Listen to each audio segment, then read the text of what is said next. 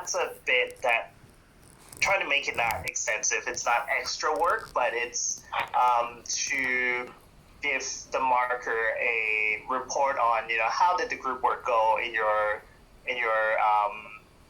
individual experience.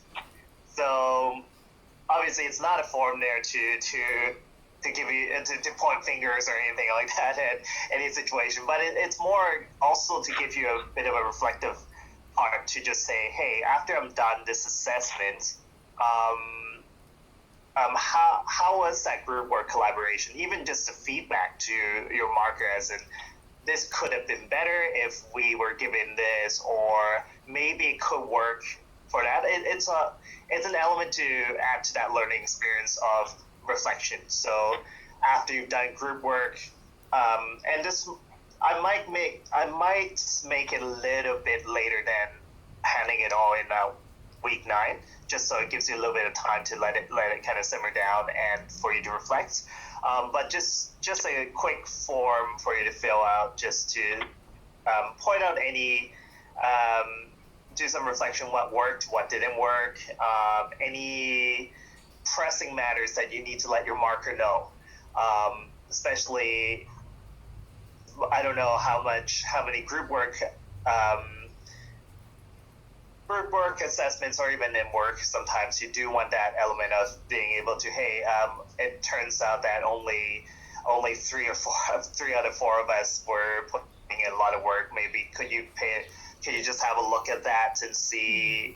It gives us a window into, how did that work out for you during that process. So it's just going to be a 1-page form I'm getting you to fill out. It's not a report in itself. It's not an essay that you need to write. Okay, great.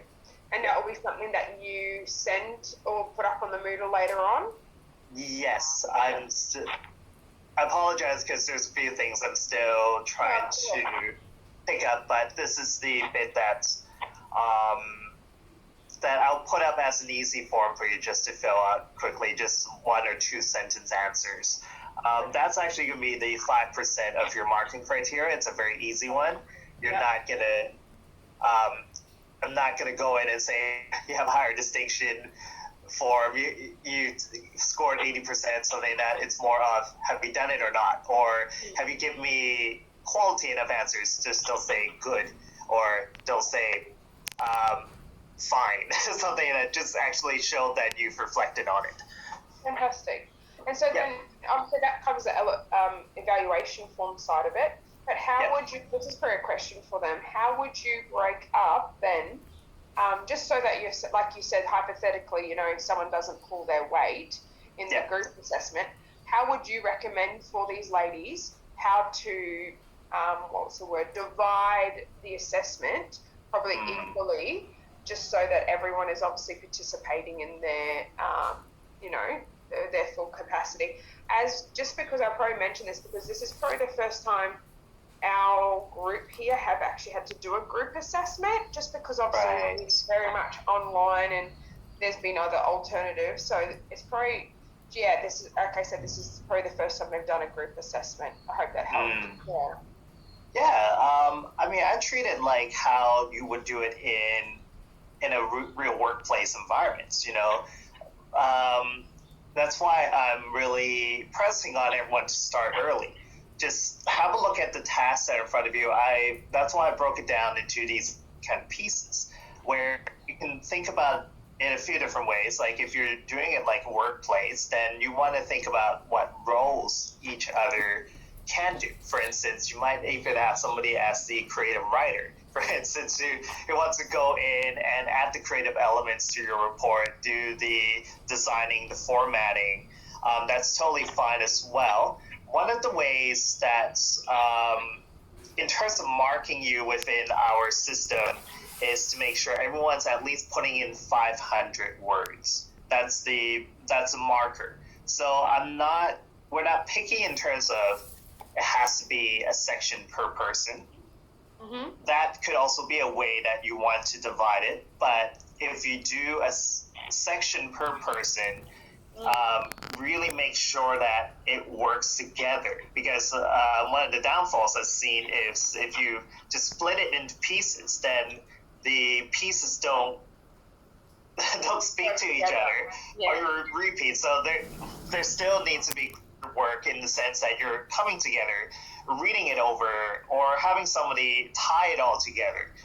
So there's actually quite a few ways you can go about it, and I'm not going to go and dictate that you need to go at it one way, but see which way works for the group. Because I know, for instance, with a digital platform, there might be ones who are more tech savvy than others, and that's totally fine. And that's the same as a real life workplace environment where somebody might not have their strengths in learning the digital platform, but they have their strengths elsewhere. So that's where it's a little bit of a applied assessment where from the get-go, you're already applying what we're talking about in teamwork, in collaboration, trying to sort out what the roles of each member would be. Or when you don't know, maybe as a group effort, you can figure out what's the best way for, I guess, each team member to go about doing it. So yeah, that's where I would suggest, personally, I would suggest sitting down and planning and seeing, and even defining roles in your team and see what's the best way and work off each other's strengths. Right. And so would you say probably the first thing to do is obviously, like you said, come together, probably look at the digital platform you've given them as a group together, and then from there, obviously, delegate and plan out who's going to do what parts. Do you think that's the correct order? I think that's a good way to go about it. Sit down, have a look at it together, and on that note about even learning the digital platform, you might not need to jump in directly. I find, and you might notice on your video channel too, use a lot of YouTube videos, which while they're not, I don't want them to be your key source of research, because you can go on the website and you can look at different sources of research for that. YouTube videos, YouTube tutorials are out there as well, so you don't actually need to go at it on your own trying to figure it out. So you can see how it's been applied before. So specifically for your group, I think it's looking at Slack, or is that right? Correct. Yeah. So I deliberately chose these digital platforms after watching a few YouTube videos to make sure there are tutorials out there that will kind of help you. So you can actually start with YouTube, watch YouTube videos together, and just try to figure out what it is. Okay, great. Yeah. So yeah, that sounds like a good starting place. Is obviously everyone coming together, watching those tutorials, becoming familiar with the platform, and then what they also, obviously you've given them their business that they are representing, which is fantastic music. So that obviously with that in mind, and then begin to plan from there is probably the best strategy moving forward. Yep. Fantastic. Okay, does anyone have any questions? I feel like Camille's kind of generally covered some stuff, but you guys probably have read through the task itself and want some clarification on anything?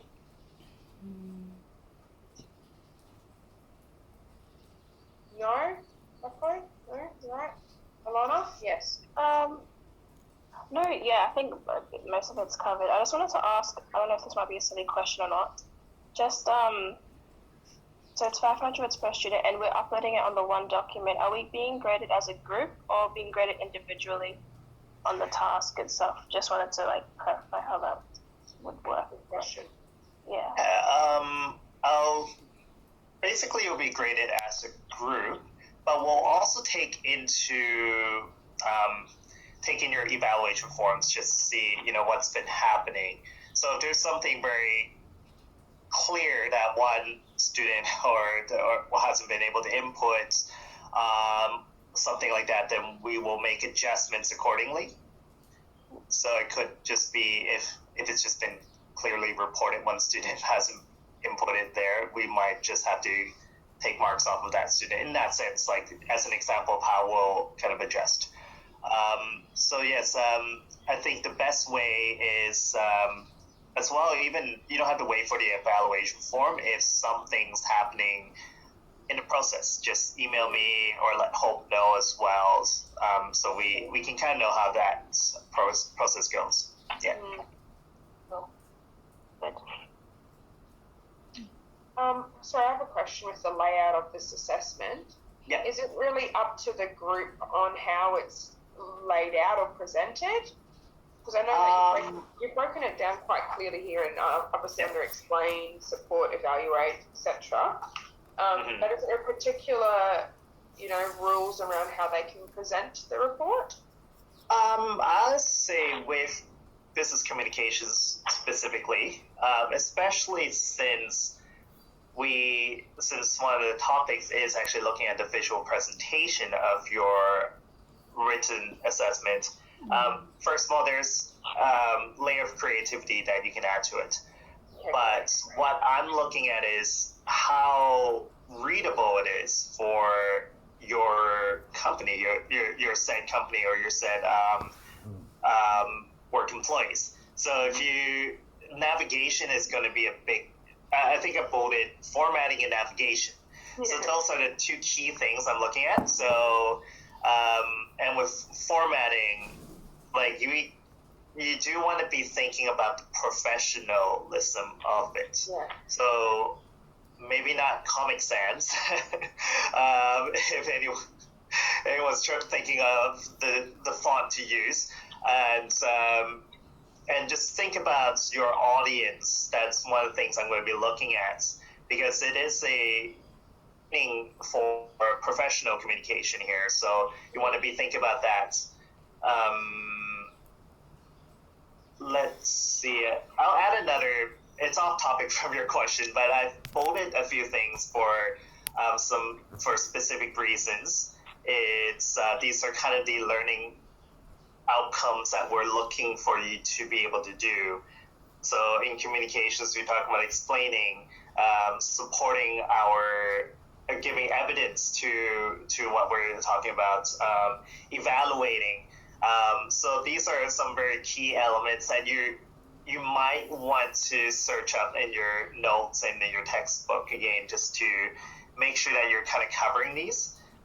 Instruction, like there's a little bit on how to write instructions within a business communications context.